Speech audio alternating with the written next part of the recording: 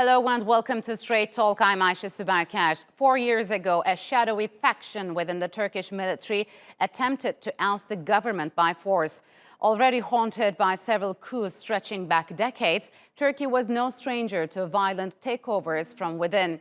But on July 15, 2016, that attempt failed. On that July night, sections of the Turkish armed forces launched a coordinated attack aimed at seizing key institutions and infrastructure across the country. A curfew was also imposed by the military defectors. But Turkish President Recep Tayyip Erdogan took to the airwaves to encourage citizens to take back the streets. Thousands answered the call and directly challenged blockades set up at bridges and airports. And with the help of loyal Turkish forces, the coup was quickly crushed. Within hours, evidence was emerging of who was behind the insurrection. Tens of thousands have since been arrested for suspected links to FETO, a terrorist organization led by Fethullah Gülen and chief architect of the failed coup. Gülen has lived in the U.S. under protection for decades as Washington continues to resist extradition requests from Ankara. But despite the government's continued crackdown on FETO within its borders, the terror group continues to operate numerous networks across the world that cover education, the military, and governments. And joining me now is Enes Bayrakli, who is the Brussels coordinator of the SETA Research Center, and Ozden Zeynep Oktav, who is a professor at Istanbul Medeniyet University. Zeynep, Enes, welcome to Straight Talk. It's good to have you on the program. So 4 years on from the failed coup attempt, Enes, where does Turkey stand in its fight against FETO organization? I think Turkey has achieved a lot in the last 4 years, especially to dismantle the Gülenist network inside Turkey. The Gülenists were removed from the bureaucratic institutions in Turkey, especially military and the security apparatus. But there are some elements still who are hiding themselves, and we know that the FETO is really good at this. Deception is their main methodology to infiltrate state institutions, but also the other institutions around the world. So Turkey is working around the clock to dismantle the whole network, but all the visible institutions of the Gülenists and the visible Gülenists in the state bureaucracy were removed. And I think that's a success, but still there is a long way to go to fight against this terror group. All right. So besides claiming over 250 lives, Zeynep, what kind of a damage did this failed coup attempt inflict on Turkey, and how did it impact its relations with its allies as well as its neighbors? Yeah, this is a very important topic, Ayşe, and a very good question with respect to understanding to what extent Turkey achieved to persuade its allies that the failed coup attempt was not related, was not about Turkish democracy. If you remember, let me give you one example from EU and the representation of EU foreign policy and security, Mogherini. When you remember her statement, first reaction to failed coup attempt, you remember that she said, we are very anxious about Turkish democracy. But last year, on the third anniversary of the coup attempt, she openly said that we are siding with Turkish people. And the EU official circles very well understood that Turkey has the right to cope with this terrorist organization, FETÖ. At first, they had a lack of sympathy concerning Turkish efforts to cope with this terrorist organization, FETÖ. Now, at the present day, EU circles, to a great extent, to a large extent, are very well aware that Turkey has been achieving a lot of accomplishments in dealing with this terrorist organization. So, Enes, why do you think those perceptions have changed to a certain extent after 4 years? I think, of course, it was really difficult for Turkey's allies to understand the nature of the Gülenist terror organization. It's a highly uses the deception methodology, and it's really difficult to understand the nature. However, I think 4 years has passed, and that's what after 4 years, I think our allies should really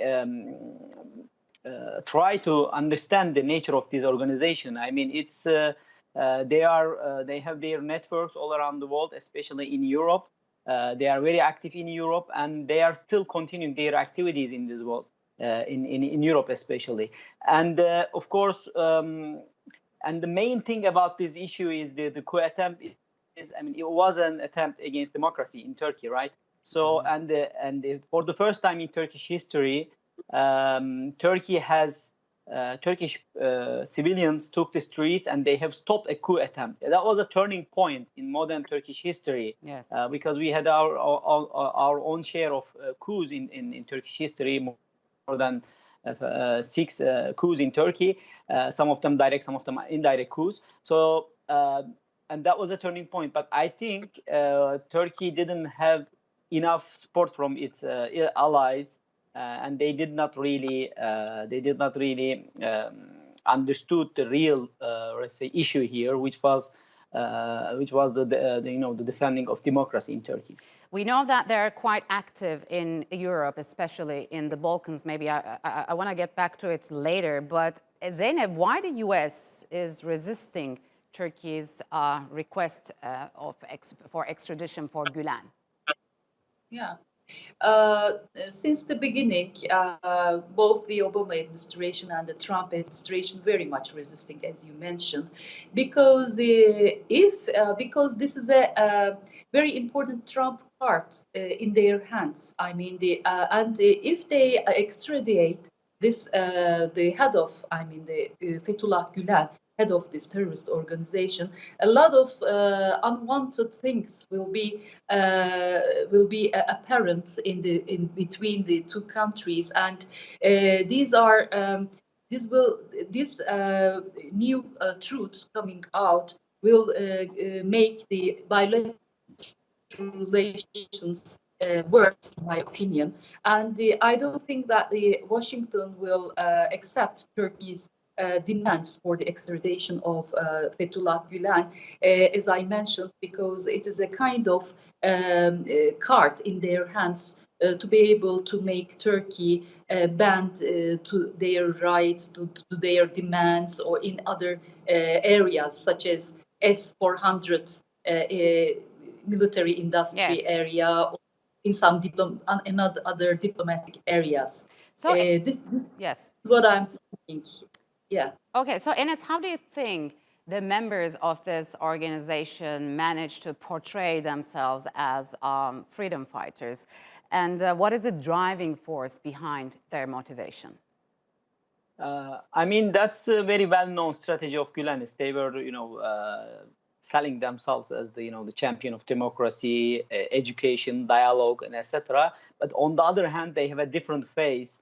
This is a genocide-faced, let's say, organization. On the other hand, they were radicalizing young people, recruiting them, and then when the order came, for instance, the young officers or the officers in Turkish army, the Gülenists, they fired upon Turkish civilians. They killed their own brothers and sisters on Turkish street. Up until that time, they waited for this order. When the order came, they acted upon it. So it's there is another face of this organization. And of course, our allies, most of them, especially the public of our allies, they don't know really the real danger of this Gülenist organization. They are already educating the elite of those countries where they are operating in those schools.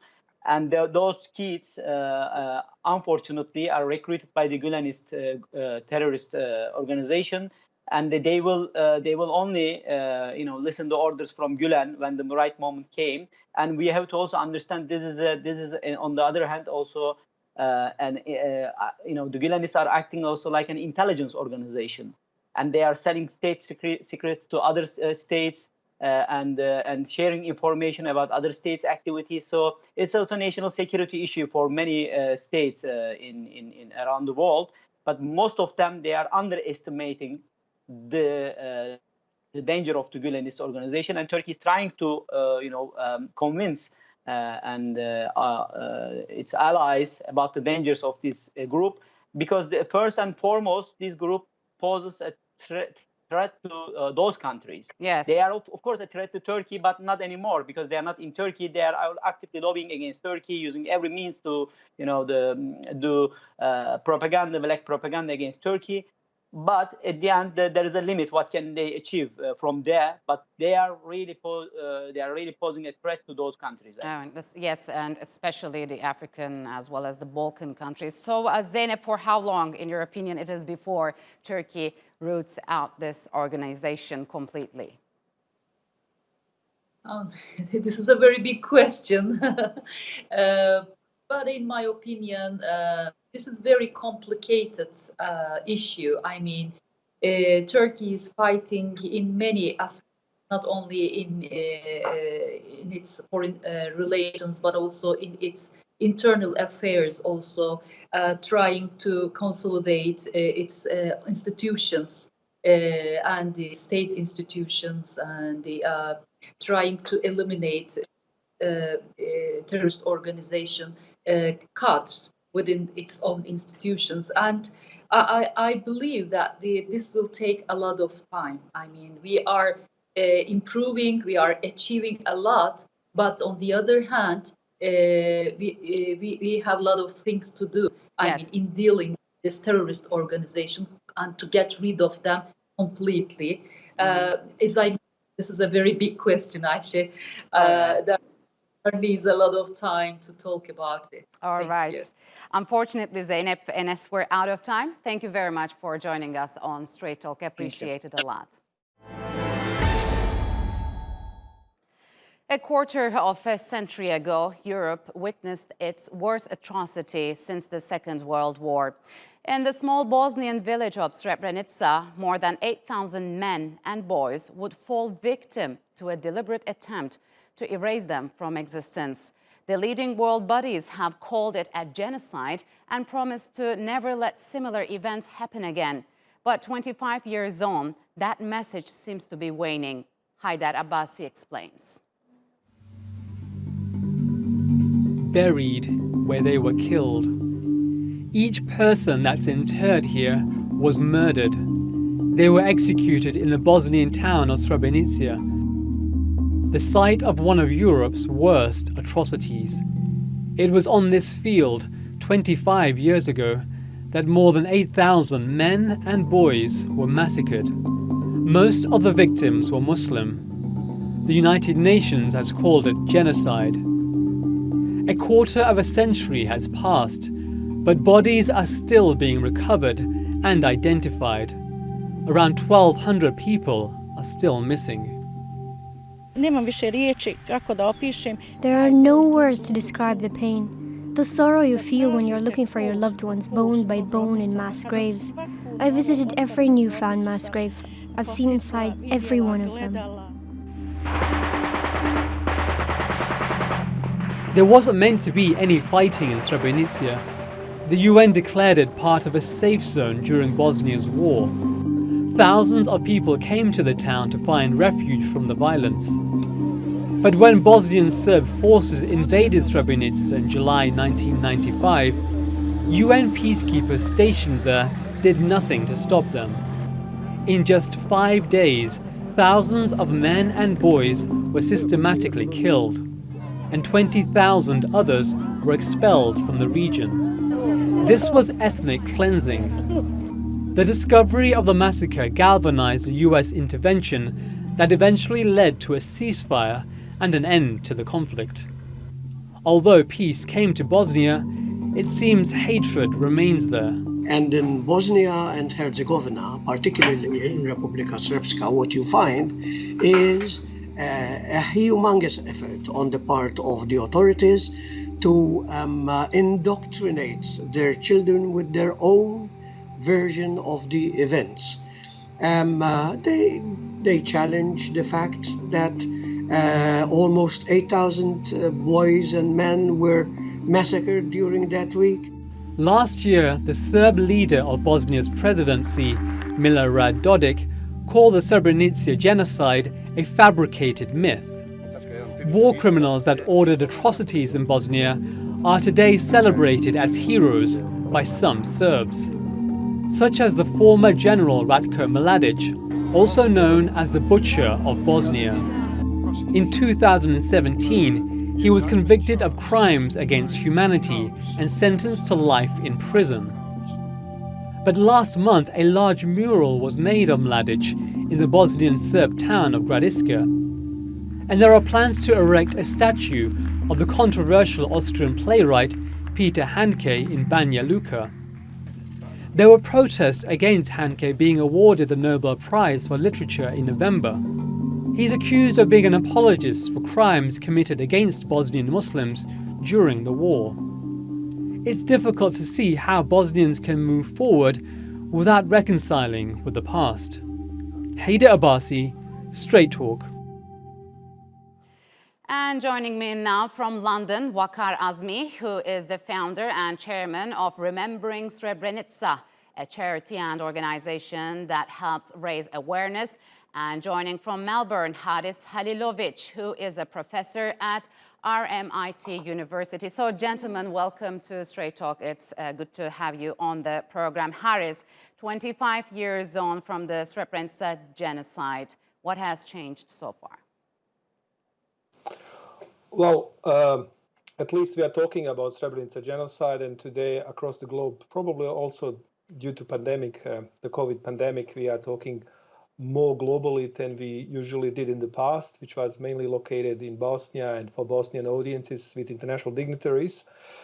This is in the kind of global discourse, it has changed. We talk about Srebrenica genocide without questioning it. However, on the ground, even in the town of Srebrenica itself, there is still a denial and even glorification, plus ignorance, and the survivors who returned to Srebrenica to live in their pre-war places have been exposed to all sorts of discrimination, humiliation on a daily basis. In that regard, we are still living genocide in these local communities. So not much has changed, sadly. So, Waqar, do you believe grieving families have found closure at all? What are their expectations? Well, in terms of the grieving families, if you look at the mothers of Srebrenica and the survivors, unfortunately, the denial, as Hariz has talked about, is causing huge pain, because those people who committed the crimes, the leaders that committed the crime, while some have been prosecuted, there's others who are walking free and they continue to deny the genocide.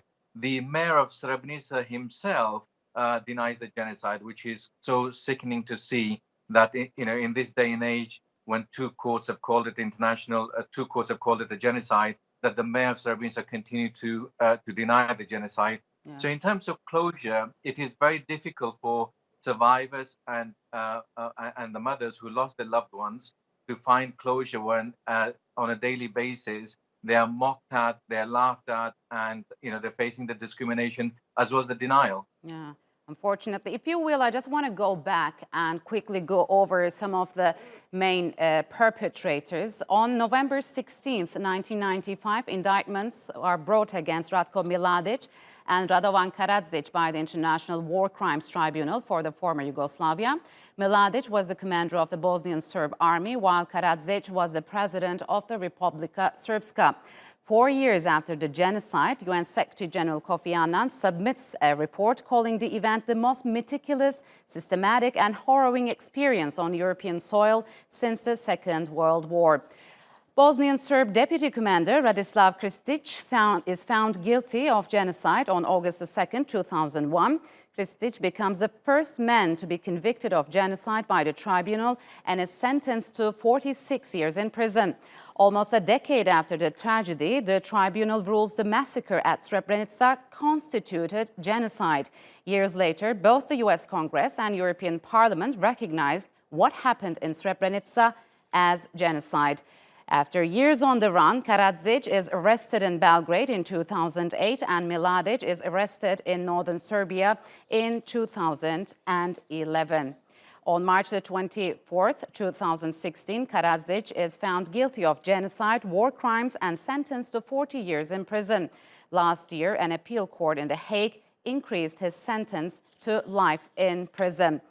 A year after, on November 22nd, Mladic is convicted of various crimes at a UN tribunal and given a life sentence. So, gentlemen, now, despite all the mounting evidence, there's been a recent emergence of deniers to what happened in Srebrenica.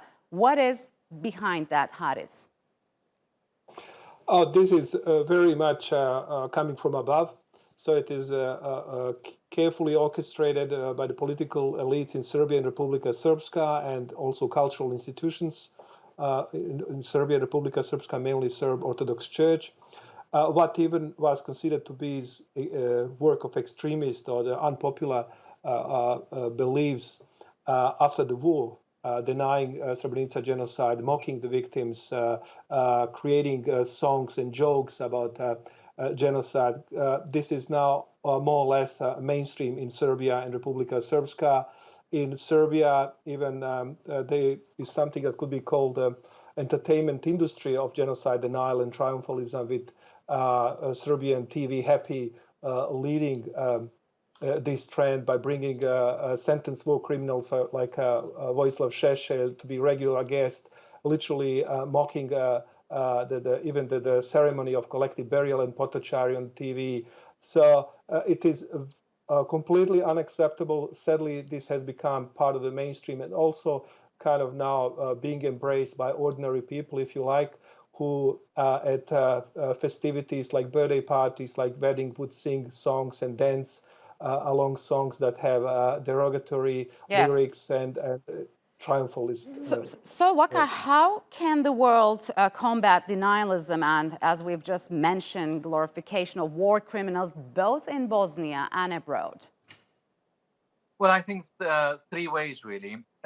Firstly, it's important for the world to commemorate Srebrenica Memorial Day on 11th of July. Each country should be doing that. The European Parliament passed a resolution in 2009 asking every member state to commemorate Srebrenica Memorial Day on 11th of July. And it's a shame on Europe that not a single country apart from Britain is commemorating Srebrenica Memorial Day. So that is important to commemorate, to educate people through commemoration. That's the first thing. Second thing is to legislate, to bring in legislation that actually makes it difficult, makes it illegal for people to deny genocide. And thirdly, to develop policies, around ensuring that those people who deny the genocide, they're removed from power and they're deplatformed. And that is something the EU High Representative in Bosnia-Herzegovina could do under the Dayton Agreement, has the power to ensure that those people who are denying the genocide, their powers are taken away and they're removed from their position. Yes. So, Hariz, has the world, in your opinion, lost its appetite to fight war crimes since the 1990s, let's say? And why do you think that the international community, as just Waqar mentioned, remains indifferent to mass killings all over the world, like Syria, Yemen, and Myanmar? What has changed since the 1990s? Sadly, I can't say that much has changed. So there might be even something that could be called the media fatigue. So we have become desensitized, seeing the images of suffering on mass scale, of people being killed, whole cities being destroyed, without any action by international community being taken to save lives and stop the violence. The United Nations has proved multiple times to be not efficient, not fast enough, not able to prevent or to stop conflicts, even to impose peace. What happened shortly after the Srebrenica genocide was to happen in Kosovo in 1999, and that genocide in progress literally was stopped by NATO intervention. So unilateral actions by military associations such as NATO might be much more efficient in stopping genocide and Yes. say United Nations. All right, gentlemen, unfortunately, we'll have to leave it here. Thank you very much for joining us on Straight Talk. Appreciate it a lot.